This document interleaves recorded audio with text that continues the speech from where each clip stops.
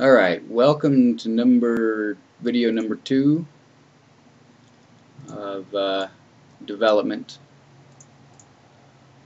on this game. So, a couple of things have changed. First couple things. Notice I'm getting 60 FPS pretty solidly.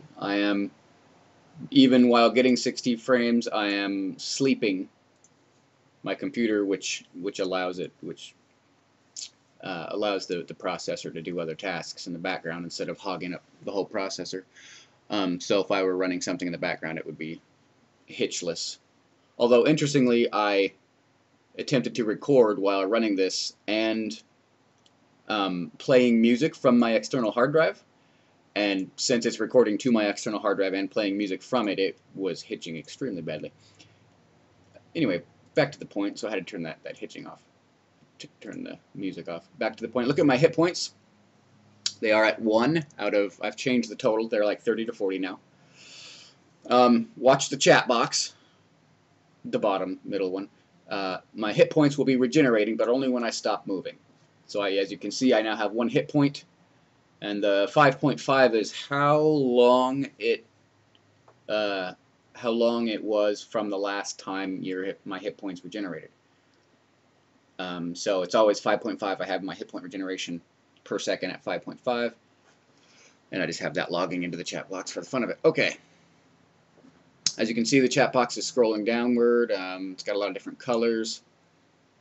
When I turn on attack, sends a message. What I cannot do yet is display pictures to the chat box, like a hit point bar or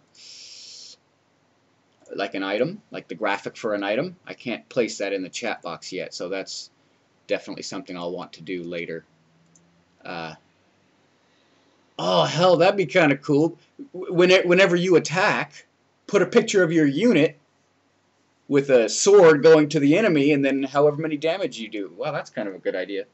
Anyway, that's a fun little idea. Okay, so chat box operations working pretty well. It's super fast. Oh, can't see it there. I have a delay on auto attack. Oh, here we go. Well. Okay, so one little extra button you see here, unit mode. Okay, can't see it now. Doesn't place it over the player's head. It just tells me what they're doing. But actually that's kind of pointless now that I have this. This right here is my entity something window display. This is me right here, player. Okay, my internal ID of which one I am is 1. I've got no task because I don't assign tasks to the player. And this unit has no parent.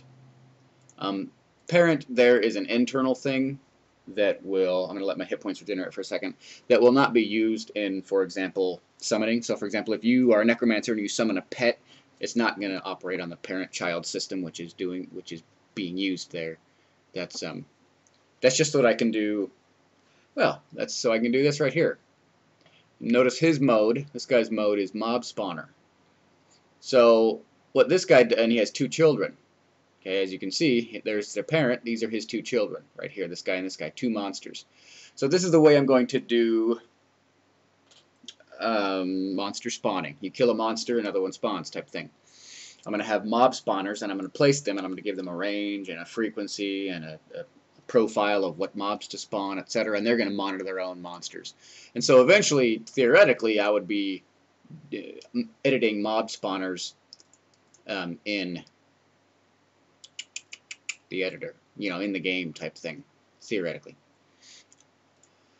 Okay, so what you're seeing now, where we are, so that's this. Oh, you can see this one right here. The node right here is a resource. It continues. It's resource node. These will also have a parent. I haven't implemented that yet. So you can go over and harvest that, etc. When they delete. The reason I have the parent-child system is so that when I kill this monster, he will send a message. He will delete himself, send a message to his parent, hey, I've been deleted, and the parent will know I have only 1 child. I'm supposed to have 3 children. We'll create another monster, etc. So I really like this field. That plant really worked out. It's just beautiful. Okay, so the tile map you're seeing now is the town. It is a zoomed-in view of an NPC town. Obviously, nothing here is final or anything. Here you go. Here's the open roof tactic here, or implementation. I don't know if I'm going to go with open roof or closed roof. You know, I don't know. I don't know. We'll see what's more complicated. As you can see, that looks like a normal sized house actually, but if I were to make a dungeon that were that big, it would have to be, as big as like 5 of these screens, or 10 of these screens, which is totally doable, but it would be a lot more work. The alternative there is to step into the doorway, be instantly teleported to an entirely separate map that is literally bigger on the inside than it actually looks on the outside. So the mob spawner's down there. We're in the town, going around the town. Okay, as you can see, some of my mini-map color representations, green for grass, yellow for road, are not implemented. They're just in limbo. Okay, so let's show one thing here. Notice this little ghost meandering toward me. It used to say wander. This guy's far enough away from me that he's still wandering. This guy is attacking, so this ghost is attacking me. I have wandered within his aggro radius, and he is now attacking me.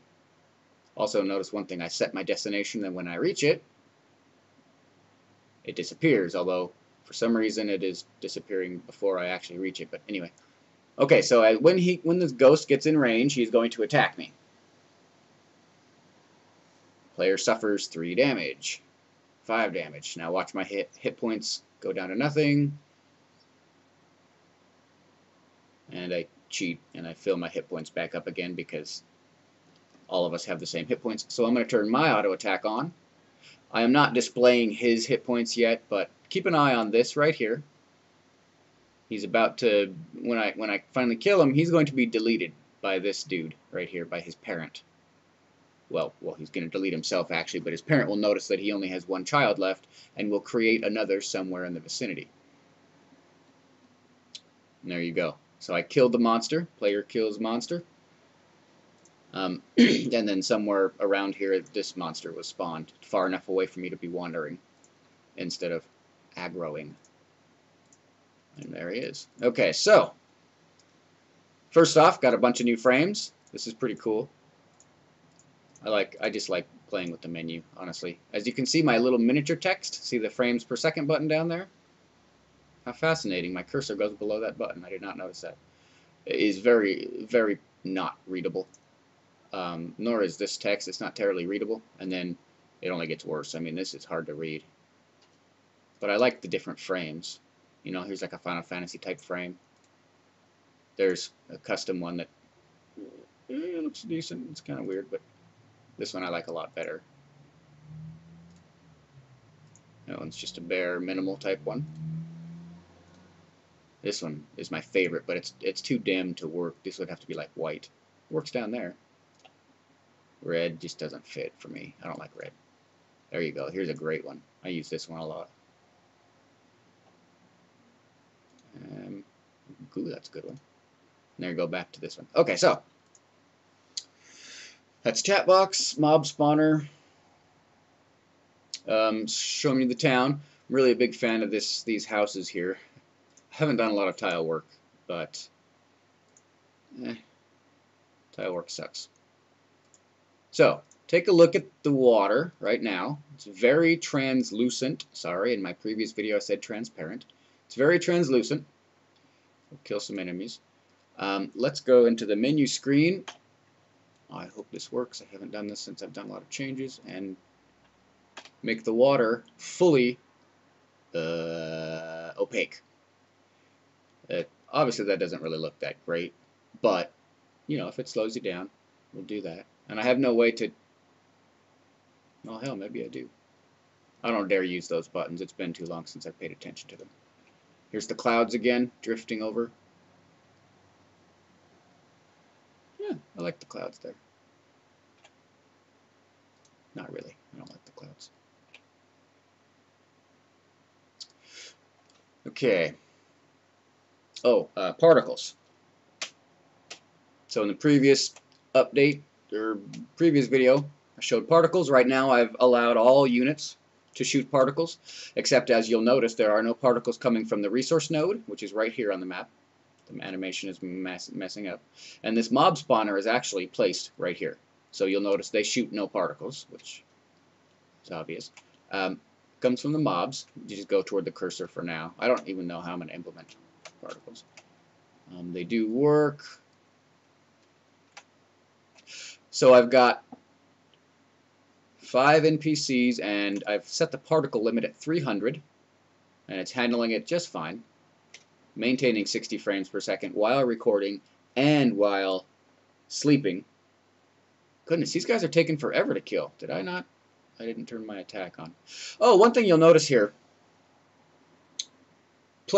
When I'm not attacking twice there, I'm attacking 2 monsters. So every time I attack, one thing I was going to do in the game, it doesn't make any sense for you to just be surrounded by 2 enemies and only attack 1. Every time you swing your sword, you're going to try to get a hit on both of them or something, maybe, you know. So basically there's going to be an AoE cleave effect to all auto attack. Obviously that'll be modified by if you have daggers, it's going to be significantly less likely. If you have a broadsword, it's going to be more likely. You got to get away from everybody came here. Oh crap, I can't move. Oh, good. I think my mouse is breaking. Anyway, so as you can see, I can't walk into these monsters. They can't walk into me. I also can't walk into this resource node. So, alright, moving over here. Here's the entrance to the town. FYI, real quick, this movement speed is far closer, more representative of the intended movement speed that I intend. So here's the teleporter effect. As you can see, this right here is a teleporter. Well, you can't see that, but as you suspect, that's a teleporter. Here we go. We're going to go back to the island. Cool little teleporter effect. So this right here is the overworld map. Here's that town we were just in. Got some beach. Oh, let's try out opaque water. Oh, nice and pretty. With clouds. Those are too heavy. I mean, it's an island, and so it'll be cloudy and misty, but it shouldn't be that misty. My mouse is broken. Stupid thing. So, we're going to turn off the clouds. Oh, wait, hang on. Do this. My God, did it just break for real? It really is broken.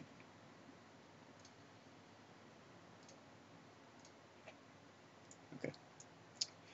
This is actually a map that I do intend to put into the demo.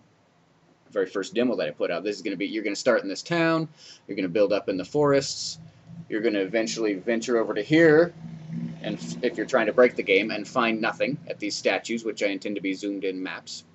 And then you're going to go to this tower, the village will send you to this tower, big old dungeon in here, and then this will eventually send you underneath the mountains into a cave, maybe? I don't know. Anyway, over into here. And that's just going to be the way the demo works. So, alright, so there's where my particles, slow, island and the town, teleporter effect, mob spawner. One thing I've got put in is some items, some fun little items. Here's the editor, it's the exact same as before, except I changed a little bit of the tiles. Come on. There we go. Change the tiles up a little bit. Yeah, it's all the same as before. Map.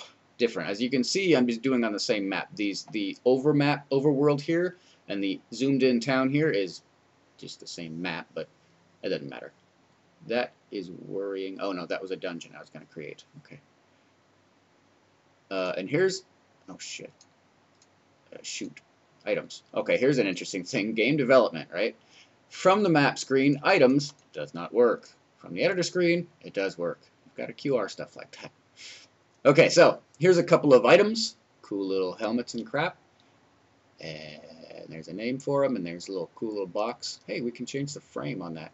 Yeah, let's do a different frame. Let's go. No, don't. No. Oh, good. Wow. I guess I could have just killed him. Let's do my favorite frame. Oh, I skipped it. Oh, I skipped it again. There you go. Do this one. See, cool little items. That looks like Final Fantasy VII or something. So there you go. Item screens coming along. Oh, did we notice the... Yes. Okay, notice his behavior is wander. Once we get in a certain range, he attacks. He's coming to attack me. That's all I have to say. And this is the...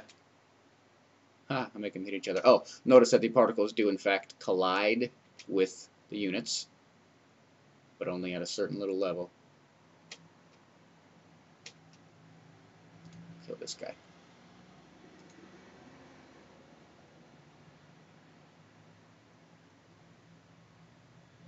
Yes, movement speed is set. In the description of my first video, I said I want this game to be an action RPG. This is technically true, but I have a fairly major exception to that. Action is used very loosely. I use the term action because, in the same way that Everquest was an action RPG. In Final Fantasy, you can set the controller down and you're done. You're done, basically. In Everquest, you kind of could do the same thing. See,